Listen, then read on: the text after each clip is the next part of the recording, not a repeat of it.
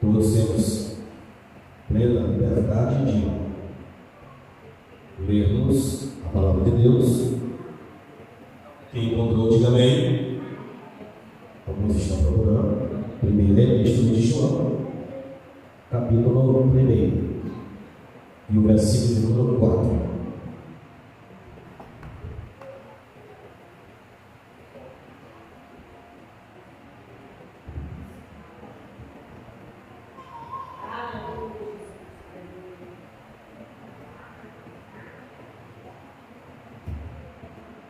Todos encontraram bem?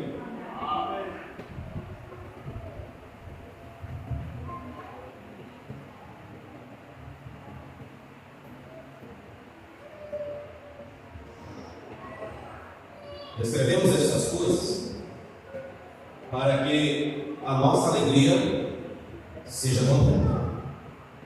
Escrevemos estas coisas para que a nossa alegria seja completa. Quem pode dizer amém?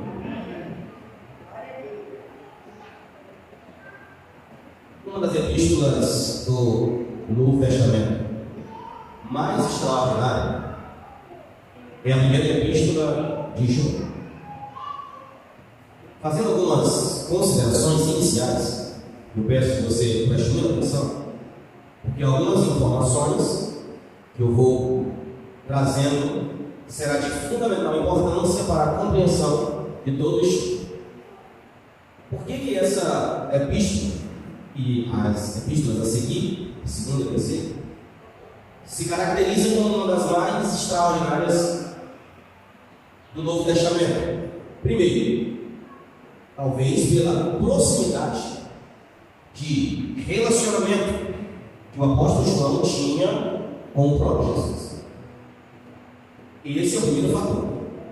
Segundo, pelas experiências profundas que ele teve, que lhe deu bagagem suficiente para escrever o Evangelho de João, as 3 epístolas e o Apocalipse.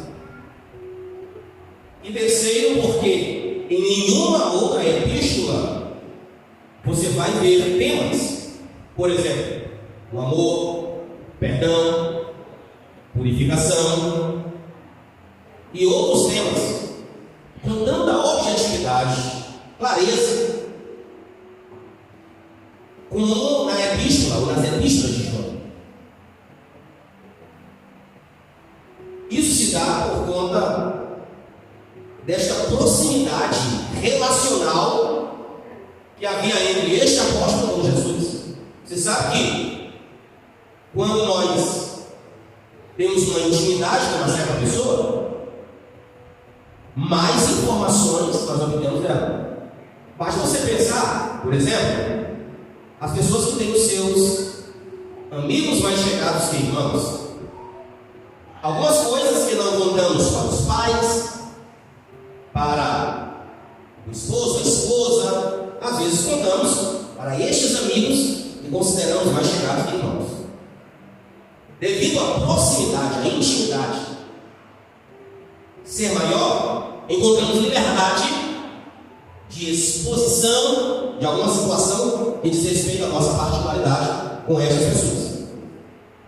O apóstolo João era este apóstolo da intimidade de Jesus.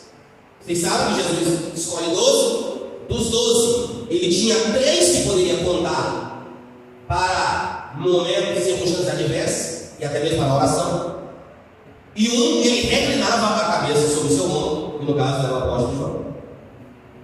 Alguns estudiosos dizem que João era um tipo de conselheiro de Jesus. Bom, em uma visão humana, partindo do pressuposto que Jesus ele era 100% Deus, mas também 100% homem, podemos considerar assim que Jesus sentia necessidade de estar conversando com alguém, como qualquer outra pessoa. Na sua natureza humana, ele também sentia essas necessidades. Ok, considerando isso como uma parte introdutória do estudo, agora vamos mergulhar por aqui. Preste atenção, porque você vai ver uma característica dessa epístola. Qual é a característica? Ela vai ter pouca alegoria, pouco metaforismo, figuras de linguagem e muita prática. João vai ser muito prático nos seus ensinos. Você vai ver aqui quase zero o apóstolo João utilizando de termos não literais, alegóricos, e sempre ensinando com muita propriedade. E eu gosto de ser epístola por isso. E sempre levando logo os leitores das epístolas a tomarem decisões, a praticarem. Por exemplo, o esboço do capítulo 1, que vamos estudar hoje, ele é dividido em 3 momentos. Primeiro, João vai falar de testemunho. Segundo, ele vai falar de comunhão. E terceiro, ele vai falar de perdão. Observe, 3 coisas muito práticas presentes na análise do primeiro capítulo. É bom que se diga, porque talvez você pode surgir essa dúvida. É bom que se diga que esse estudo ele é progressivo, ou seja, eu não vou dar um ponto final na análise ao término da exposição do primeiro capítulo, até porque os capítulos seguintes é a continuidade das ideias iniciadas por ele. E João é muito inteligente, o apóstolo João, porque ele parte do fácil para o complexo e não perde a objetividade. É isso que é fantástico. Ele consegue usar uma linguagem que alcança todos os tipos de pessoas, intelectuais, idosos, pessoas com um bom conhecimento da obra de Cristo e aquelas que têm pouco conhecimento. Ele faz, isso aqui é algo fenomenal. Então vamos por parte. Como eu disse, que essa epístola, podemos chamá-la de uma epístola relacional, porque ele vai falar muito daquilo que ele, da fonte que ele bebeu. Qual foi a fonte? Jesus. Então ele vai transmitir com objetividade, muito bem contextualizado e fácil para uma aplicação no nosso dia a dia. Fácil. Então vamos lá. Você vai olhar essa Bíblia aberta, porque quase não vou usar outros textos, vai ser só os versículos que nós vamos ler aí. Nós vamos ler todos os versículos. Afinal de contas, são apenas 10, vai ficar muito fácil para a gente analisar todos os 10 versículos. Uma outra coisa que eu quero abrir parênteses para poder falar. Às vezes, no estudo expositivo, um único versículo, ele não contém a ideia central do capítulo. Então, às vezes, nós vamos precisar ler 1, 2, 3 ou mais para encontrarmos a ideia. Quem entendeu, diga bem? Então, às vezes, se eu ler um versículo isolado, não vai facilitar a compreensão. Eu preciso ler mais de um para poder obter a ideia. E aqui, qual é a proposta do nosso estudo positivo? É descobrirmos as ideias que estão no capítulo 1, que formam a ideia central, e essa ideia central a gente vai pegar e trazer para a nossa vida e praticar para a glória e louvor do nome do Senhor nosso Deus. Como é que ele começa fazendo? Escrevendo. Ele começa falando do testemunho. E aqui o testemunho dele não é agora, nesse momento, não é o testemunho no aspecto evangelizador. Não, agora não. Agora ele vai falar do testemunho no aspecto daquilo que ele recebeu, daquilo que ele viu, daquilo que ele presenciou.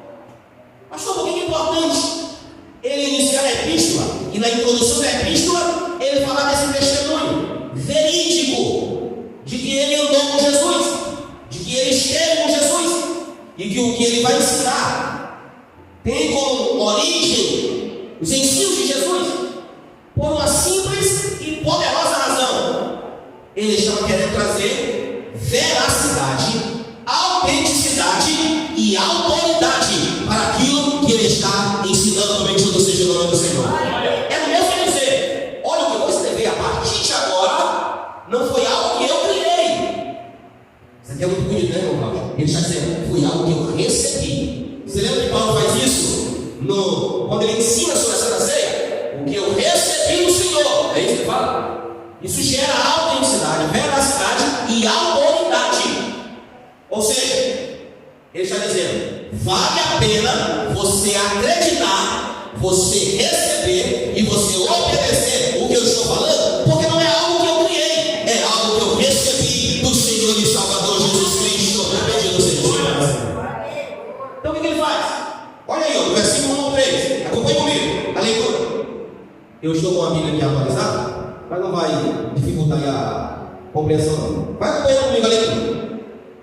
O que era desde o princípio, o que ouvimos, olha o que ele diz, o que ouvimos, o que vimos com os nossos olhos, o que contemplamos e as nossas mãos apalparam.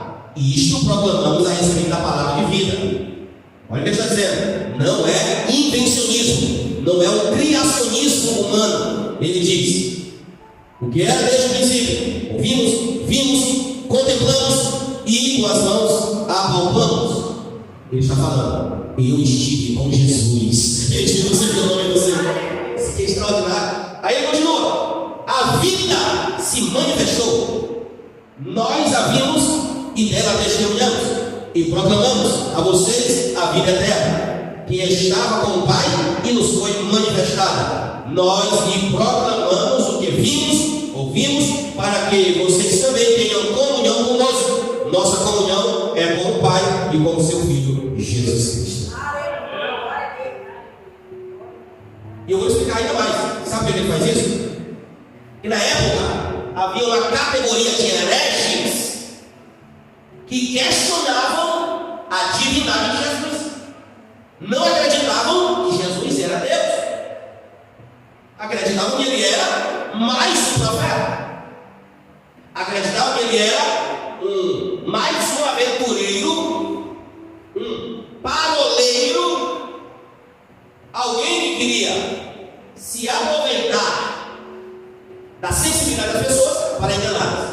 Então, isso era pregado no meio das igrejas e também era pregado em todo o contexto das províncias daquela região, para descredibilizar Jesus, como até hoje é feito. Alguns dizem que Jesus foi um profeta menor de Maomé, outros dizem que ele foi um impostor, outros dizem que ele foi apenas um mito, outros dizem que ele foi apenas mais um pregador das ruas de Jerusalém, e por aí vai. Na época era mais forte, só que na época se questionava a divindade de Jesus. Então, para ele gerar autenticidade no argumento, ele está dizendo: o que nós estamos proclamando agora é o que Deus preparou e enviou para nós, o seu Filho Jesus Cristo. Bendito seja o Senhor para sempre. Então, do versículo 1 ao versículo 3, João está falando de autenticidade.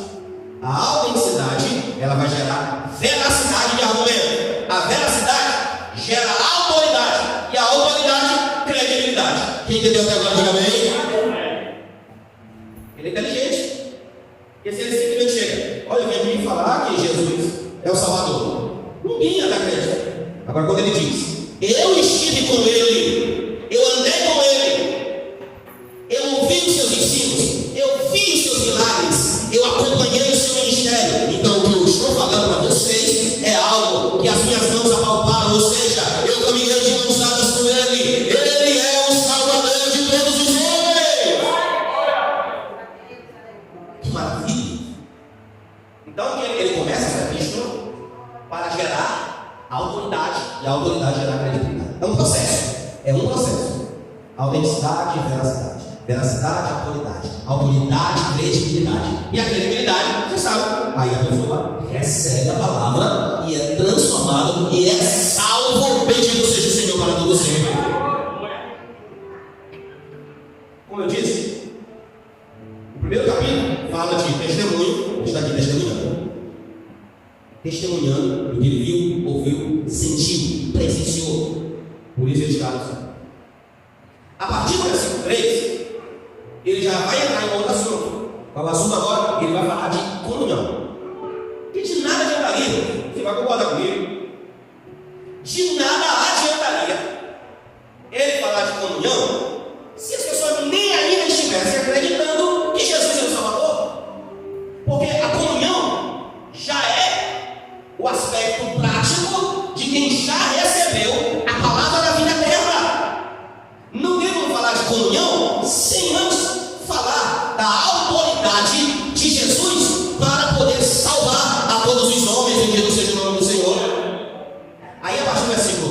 número 4, vamos ler? Acompanhe.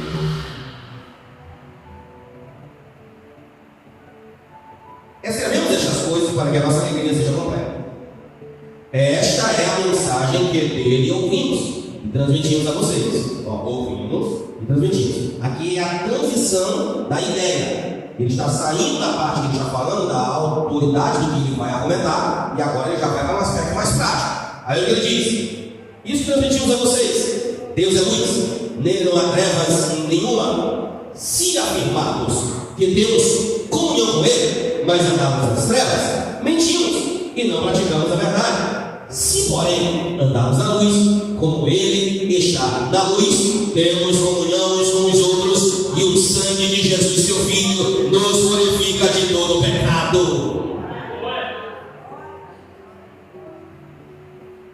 O que ele está falando agora? Ele está falando do elemento de transformação.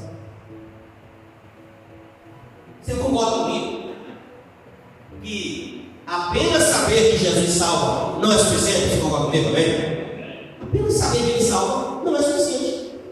Se fosse suficiente, todos os seres humanos, com exceção dos ateus, eles seriam salvos. Por quê? Pela consciência de que a obra salvífica é uma verdade. Mas, irmãos, isso não é suficiente. Temos que saber que ele é Salvador, mas tem que haver um passo para receber esta salvação. E após o primeiro passo, existe o caminho. E eu vou explicar isso melhor. A Bíblia diz assim: chegai-vos a Deus e ele se chegará a vós. Isso fala do primeiro passo, da predisposição do coração do homem, e não apenas ter a consciência, mas ter a atitude. Eu sei que ele salva, eu sei que ele perdoa, eu faço isso, eu sei que é ele que é o único caminho, mas não é suficiente. Tem que haver o primeiro passo. Olha como é muito inteligente a argumentação de João. Ele fala, ele gera credibilidade, e agora ele diz: em Deus não há trevas. Então, se nós queremos andar com ele, tem que haver uma atitude em nós para sairmos da condição de trevas, que aqui é uma forma de entender a maneira como o pecado contribui para que a pessoa tenha essa vida de trevas. E olha o que ele diz aí, no versículo de número 6: se afirmarmos que temos comunhão com ele, mas andamos nas trevas, nós estamos mentindo e não praticamos a verdade. Aí o versículo 7 ele diz: se porém, olha, presta atenção. Primeiro ele leva a pessoa a refletir. Se alguém diz que é de Deus, mas a vida que ele leva não tem nada que faça com que as pessoas se convençam de que está vivendo com Deus, então ele está dizendo: é mentiroso. Aí o versículo 7 diz: se porém andarmos na luz, como ele na luz está. Aí ele diz: comunhão, temos comunhão uns com os outros, e o sangue de Jesus nos purifica de todo o pecado. O que ele está dizendo? Ele está falando que agora precisamos sair do estado de consciência e ir para o estado pragmático, prático. E qual é este estado prático que ele menciona? Uma vida de comunhão. E a comunhão, você sabe que ela é compreendida de duas formas: a comunhão vertical e a comunhão horizontal. A comunhão vertical é o que chamamos o elo de ligação que nós temos com Deus, a terra com o céu. E a comunhão horizontal é o elo de ligação que nós temos uns com os outros. E detalhe: não podemos, não deve, em hipótese alguma, se desvencilhar a comunhão vertical da comunhão horizontal. Por quê? Porque uma vive em função da outra. Não tem como dizer que temos comunhão com Deus se não tivermos comunhão uns com os outros. E não tem como dizer que nós temos comunhão uns com os outros não havendo comunhão com Deus. Não existe. Pode ser padrinhamento, pode ser coleguismo, pode ser uma relação superficial, mas não é comunhão, porque a palavra comunhão fala de ligação, de um relacionamento estreito, de compartilhamento de circunstâncias que passamos. Isso é comunhão. O próprio Evangelho está dizendo aqui, a palavra está dizendo nesta oportunidade. conformidade. Se andarmos na luz, como Ele na luz está, nós temos comunhão uns com os outros, e o sangue de Jesus nos purifica de todo pecado. Horizontal, vertical. Bendito seja o Senhor para todos sempre. Então o que ele está dizendo?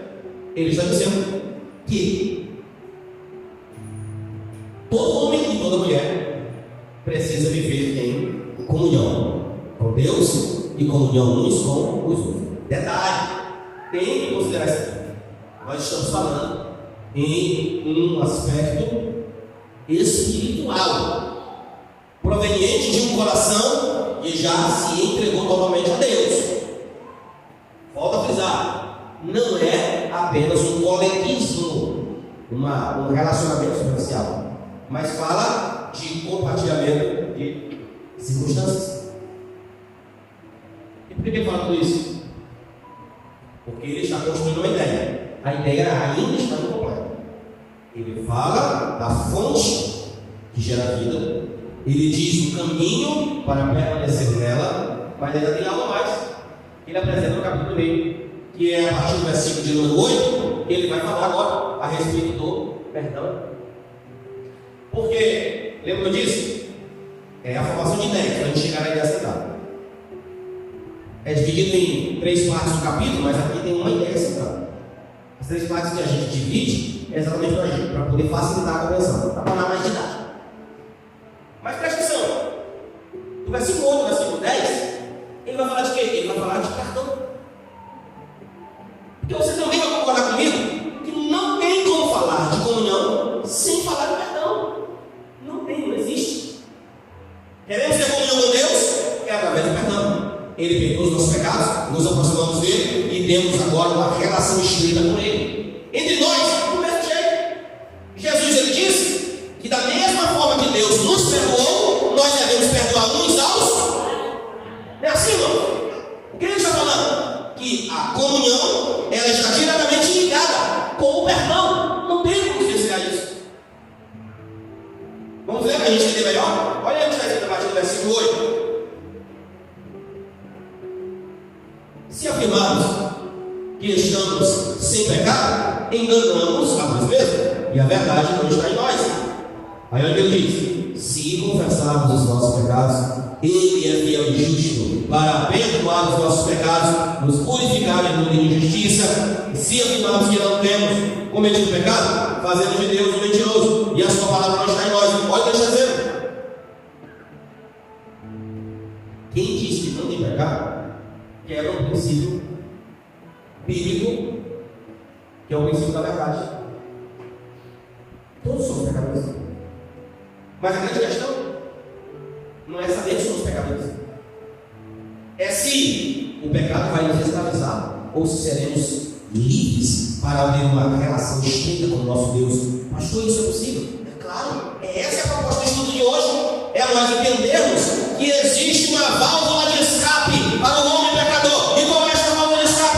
É o perdão dos nossos pecados. Bendito seja o nome do Senhor para sempre. Só tem um detalhe: nas entrelinhas do texto. Preste atenção. O texto diz, no versículo 9, muito especial, e o versículo 8 ele diz: se alguém diz que não tem pecado, é mentiroso. Então, todos somos pecadores. Agora, o versículo de número 9 diz: se confessarmos os nossos pecados. A chave para abrir a porta do perdão de Deus na nossa vida não está em nosso vitimismo. Ah, eu nem sabia. Até que queria ser melhor, mas não consigo. Não está nisso, não. A chave que abre a porta para o perdão de Deus, que nos conduz à salvação, não está no coitadismo. Também não. É porque eu sou de família pobre. Eu tinha que sofrer mesmo. Eu tinha que ser um miserável mesmo. Eu estava predestinado à miserabilidade. Coitadíssimos. Não, a chave que abre a porta do perdão não está em vitimismo e não está em coitadismo. Pastor, então aonde está a chave que abre a porta do perdão de Deus na nossa vida? Está em um coração humilde, quebrantado, reconhecedor de sua fragilidade. E o texto diz: e tem coragem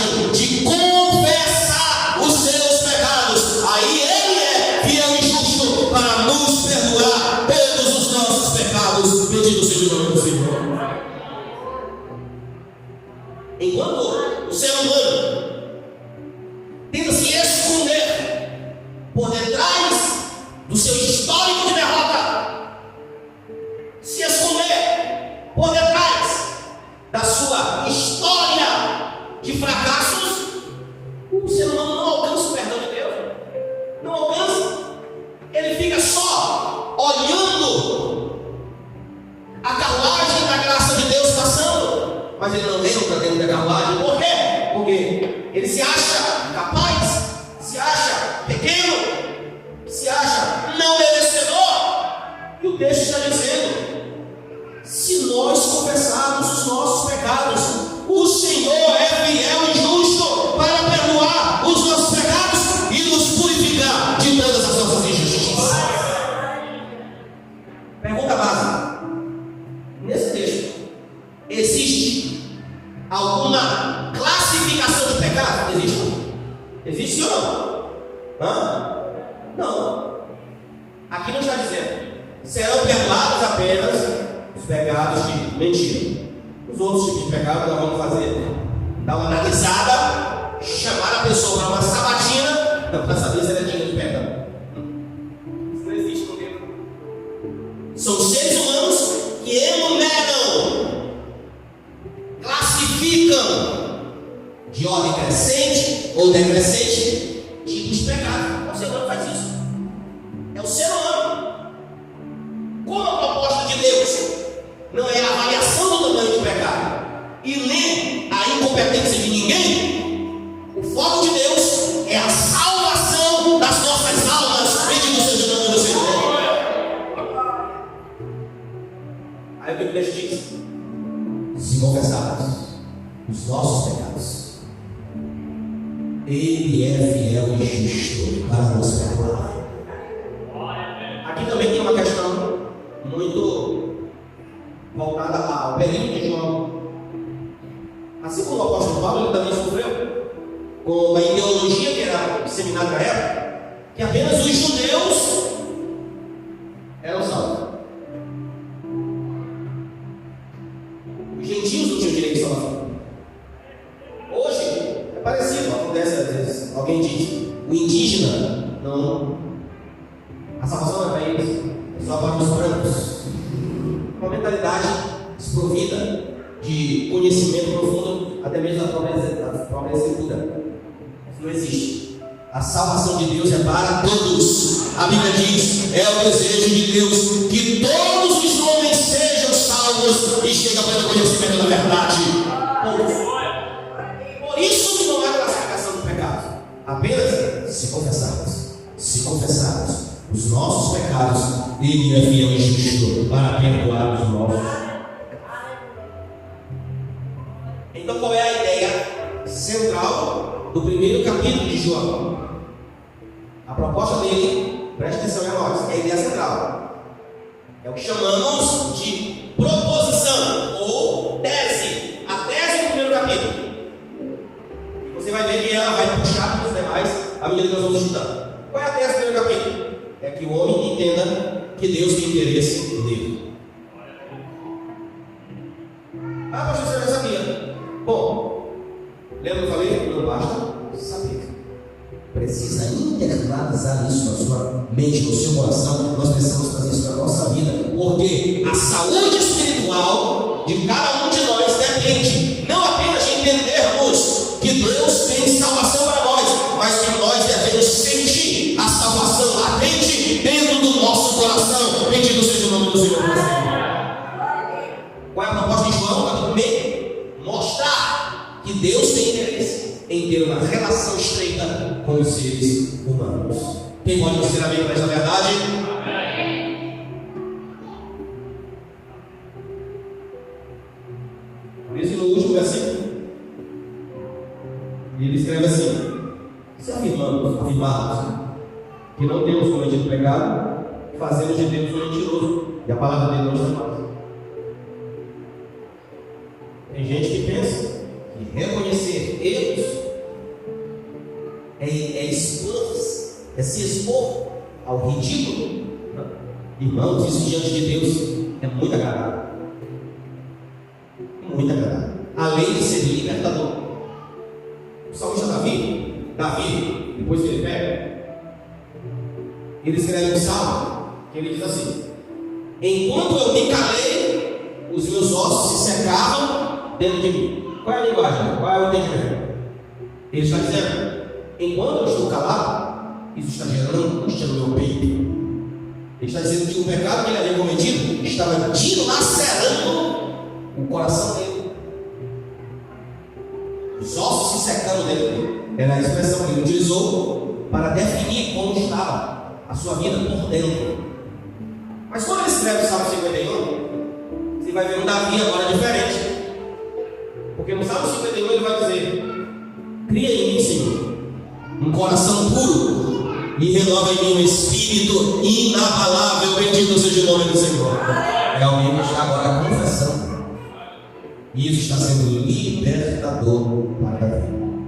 Eu encerro esta primeira análise da Epístola de João dizendo a todos nós: Deus tem interesse de que tenhamos um relacionamento estreito com Ele, mas isso só é possível se acreditarmos na Sua palavra, se confessarmos os nossos pecados e se mantermos uma comunhão firme uns com os outros e com Ele. Bendito seja o nome do Senhor.